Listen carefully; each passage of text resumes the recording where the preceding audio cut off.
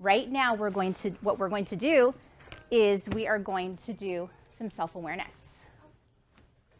So we all came in this morning either ready to go, maybe we had tons of energy, and maybe some of us didn't have that this morning, right? Some of us maybe our bucket was tipped a little bit, okay? And so this morning it's really important to do that self-awareness. So when we're talking about self-awareness, we're thinking about our emotions, okay? We're self-reflecting upon ourselves. So right now, I just want you to think. How am I doing this morning? I have a lot of energy, I'm ready to go, I'm excited to learn. Somewhat, maybe a restless night, maybe a little bit busy in the morning, trying to get out the door, find that jacket, so you're nice and warm and toasty on a frosty morning. Really tough morning. Maybe I missed my mom or my dad. Okay, maybe I had a tough night's sleep. Okay. Now, can you show your partners where you are? Because that also helps us see how we can support each other. That's kind of moving over here to social awareness, right? So that can help build our learning, our collaborative learning today. Let's see who feels strong. Let's see. And let's see who needs some more support. Okay, I see it kind of everybody is in a lot of different places this morning. Mrs. Bacosa's here. I'm jazzed. I'm energized to see you this morning. So I'm a strength to you, aren't I? Yeah, but I'm going to have to keep working on that throughout the day because we know that when we feel something, our emotions can change. So right now, I want you to say what your emotion feels right now. Put it in your hand. Energized, focused, ready to go. Cool. That brings us over to self-management. Okay? So we're going to further our fostering our self-reflection, and we're going to do some mindfulness. Can you repeat these words? Can you repeat after me? Say to be calm. Calm. Focus. De-stress. Oh, you already know it. I didn't even need you to repeat it. Go ahead and say it without me. Calm, focus, de-stress. Fantastic. Charlotte, you're our mindful manager. Would you please come up and lead mindfulness? Isn't she good? Oh, she's wonderful. She has such great pacing. She's so calm. Pick up the finger. Breathe in. Breathe out. Breathe in. Breathe out. Breathe in. Breathe out. Breathe in. Breathe out. Breathe in. Breathe out. Take out your other hand. Take out your other finger. Breathe in. Breathe out. Breathe in. Breathe out. Breathe in. Breathe out. Breathe in. Breathe out. Breathe in. Breathe out. Get out a quiet mirror and say, looking good to Charlotte. Ready, go. Looking good, Charlotte. Fantastic. Do a little self-check now. How are you doing now? Oh, I saw some of the thumbs go a little bit more up. Good. Taking care of our brain, our heart, helps us to be calm, right? Taking that moment to settle down helps us to really connect, right? And right now we're connecting and we want to learn. So to help set us up for our learning goals today, we really want to take this time. So can I get a different volume?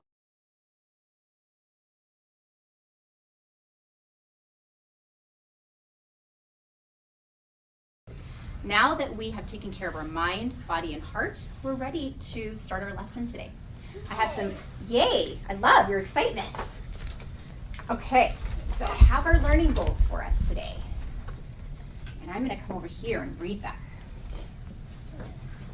Okay, and when I'm reading them, I want you to read them with me. I want you to try your best, okay? There's some words that might be new to you, so just, try to stretch them out. Right? When we don't know a word, should we get down on ourselves? No. You tell your brain, say, I can do it. I can do it. I can try new things. I can try. That's right. So here we go. Sitting up straight. Tell your body what to do right now. Good. Tell your brain. Here we go. I can describe characters and important events in a story using details. Let's stop for a minute. Miss Lisa, what does that mean? We've been studying many different characters. We studied a dog in Dogku, the haiku book. We studied a boy about haikus about boys. Remember that, Anthony? We studied Esau, which is a poet from Japan who was born in 300 BC. And so when we studied those characters, we were trying to describe how they felt, details from the story, and lately we've been studying a man named Basho. That's right. So today we're going to spend more time doing that. Okay, let's go back.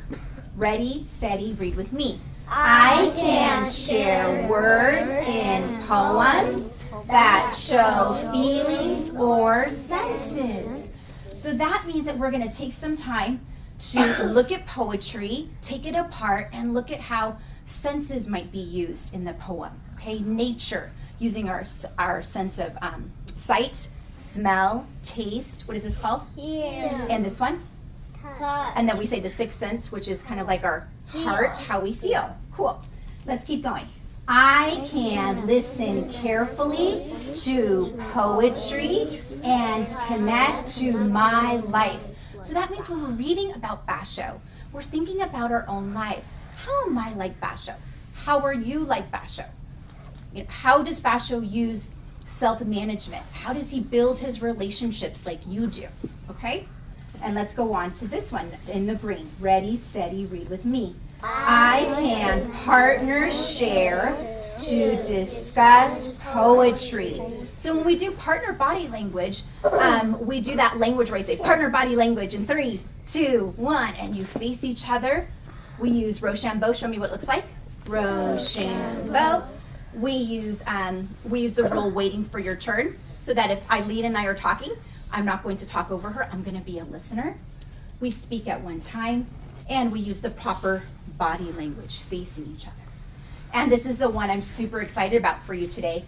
It's in red, and it talks all about writing. Ready, steady, read with me. I can write a haiku poem with adjectives and edit and revise my writing. You guys are so good now at editing and revising your work. When I look at the room, I see so many opportunities where you have done like 3 drafts of something, and you edited and you revised, you looked for capitals and periods, finger spacing. Give yourself a quiet celebration.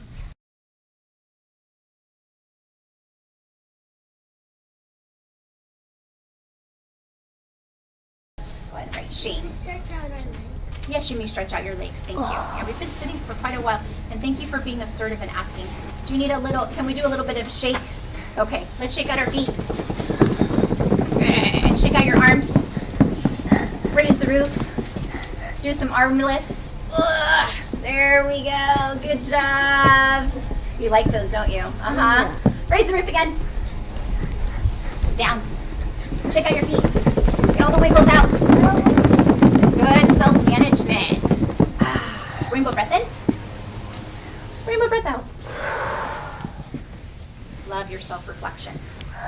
Who else is feeling like they needed a little bit of a brain break there? Okay. Notice that Victoria used her words.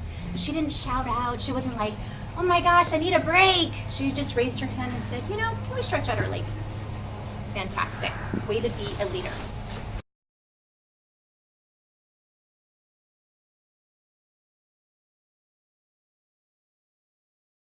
Who will take this book and put it on our haiku counter there?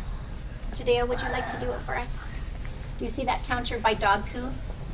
Why don't you put it next to, just make some room for it. There you go. Yeah, just stick it right there. That's fine. What's our next book? You're really excited for another haiku book? Yeah. Wow, you guys keep me busy. You keep me so busy. I love it. I love it. Well, you're going to have to wait till tomorrow. I do have another book. Okay. Take a rainbow breath with me. Rainbow breath out. Do your own mindful strategy. You can pick any you want. I'm going to do the shark fin.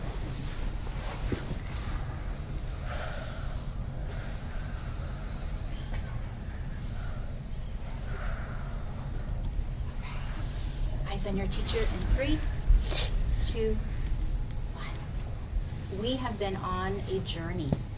We have been listening to haikus. We've been listening to poetry. We've been studying characters and thinking about how it relates to our own life. And now we get the joy of writing. When I think about our journey, I look back at the wall. I look back at my orange wall. Can everybody turn around and look back at the orange wall? It's kind of hidden back there. Right? It's over there. It says haiku poetry wall. And it's next to a big hand. Do you see it? Yeah. No. Okay. Yes. You see it now. Okay. On your bottoms. Good Oh, job. I see now. My point, what point am I making right now? Eyes on your teacher. My point is you've been on a journey. You've written 4 haikus with your teacher. And today you're going to create your own haiku in small group with me about friendship. Because this story really goes deep into what friendship is all about. We have highs and we have Love. we have coups, that's right. We have highs and we have lows in our friendship. Our friends are not perfect, right? They are human, right? So today we're going to take some time writing a haiku poem together. That was our last goal for today. 2 incidents that happened Okay. that I wanted to ask you about. One was the child and your response. That your child, the child who said, "Can we get up and stretch, or can I stretch my legs?" I forget, but it was like, "I've had enough." Yeah. It's been, because they were I on need the to move my carpet for a legs. while. Yeah, And yeah. I need to move my legs. Right. And your response to it. Do you recall? I do. So that's funny. I do try to give them lots of brain breaks, but you get into a lesson, you get excited. It's like, Yeah, all right, let's right. keep going. For her to raise her, first of all, I think she raised her hand, or she did it in a very calm way. And Yes. it wasn't like she shouted out like, I need to move my legs. So what she said, can we please stretch out our legs? I responded, sure. And I said, thank you for being assertive and stating what you need, right? Right. And I do that in class often because I often feel like students at this age don't know how to be assertive yet. They know how to be aggressive and they know how to be passive, and they're still learning to name those emotions and react, right? We're talking about managing and recognizing emotional reactions with fostering self-reflection. But they don't know what assertive looks like. So we've been working on that all year. Oh, so right? this is really, so this was that Yes, opportunity. so this is the fruit of it, right? Calm, but I'm going to state what I need, right, in a very assertive way. It was, to me, it was so interesting because it was so different than the traditional way one would respond. That's good. Which would be, yes, in a very, where you would normally say, "We're almost done. Just hang in there, Keep those legs crisscrossed." And instead, you used it as a time, as a moment, Right. as a teachable moment. Yes. And from what you're saying now, is a teachable moment Right. for developing an assertive response, an appropriate assertive response in situations, and seeing that when she did that, it was okay, and in fact, everybody else, got to move around and Like, yes. and then they went back, and it was so seamless the way you did it. Right. That it was very notable. The other thing I wanted to ask you about is I was at the front door as you were greeting. The students were coming in one at a time. I could tell that you were looking at each one and saying hello to each one and checking them out. And I saw one little boy who clearly was not in good shape coming into the classroom. And then I saw that he went to his desk. Yeah. And could you tell a little bit about what happened in that situation?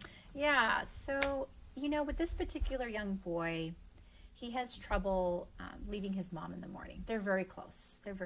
And I completely agree. I get that because I have a son and I'm very close to my son.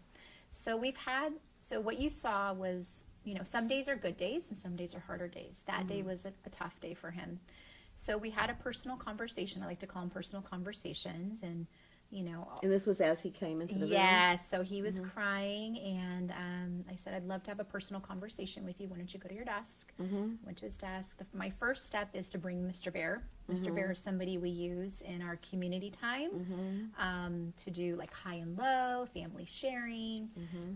We'll use it during Gem Pot, which is like a gratitude circle. So Mr. Bear is a safe person in our life. He's real small. I've had him for 11 years. And my first go-to was Mr. Bear. And he wasn't connecting with Mr. Bear, and I even included a safe friend of his to bring tissue. So it's not just me, but it's your community taking care of you, right? So she came over and brought him tissue, and he still wasn't responding, and he had a hard time articulating how he was feeling. So then I just asked him, can you name your emotion? This is something we do in class already, the self-awareness, fostering that self-reflection. He said sad. And I said, okay, can you tell me more about that? And I just really miss my mom. And then it clicked in my brain that I have had many personal conversations with his mom outside about this transition. Sometimes in the morning can be tough. Well, apparently he goes to mom and dad different weekends. And so, he was missing his mom because he hadn't seen her all weekend. So we talked about what he needed. I said, what do you need right now? And he said, I just want to be with my mom. And I said, I can't be with mom right now. And I know that's hard. I said, but what can you do about this? What can we do? And he said, I don't know. And I said, well, I'm going to help you. I said, you're feeling sad, and I really want to help you. So why don't we spend some time drawing? So sometimes just using that other part of your brain to connect to your feelings releases a lot. I've learned that with kids, and I know that about myself. Art is just a fantastic way to use that other side of your brain and to connect in a different way. So I said, why don't you draw your mom a card and just draw a picture of you and her, whatever you want. Just draw a picture for her, and at the end of the day, you can give it to her. And just know that by the end of the day, you get to be with her. So hold on to that all day. You're going to see her. She's going to hug you. And picture her smiling at you. Visualize it. And he spent, some time just drawing. And I said, when you're ready, come to the carpet and we'll be ready for you. And that's what he did. He just took some time releasing those emotions, drew a picture, and then came to the carpet ready to go. Couldn't be prouder of the work that Rachel is doing in her classroom and all that she's put into developing that SEL lens and utilizing it throughout her school day. And the impact has been profound. She has really high expectations for her students, and that hasn't gone away. She's able to support them in a different way by using her SEL competencies, teaching those to the students, embedding that into every lesson. The students are able to really rise to the occasion because she still has those high expectations, but she supports them in reaching them. And the data shows that it's a successful model. Her students are achieving at high levels and proud of what they're accomplishing themselves.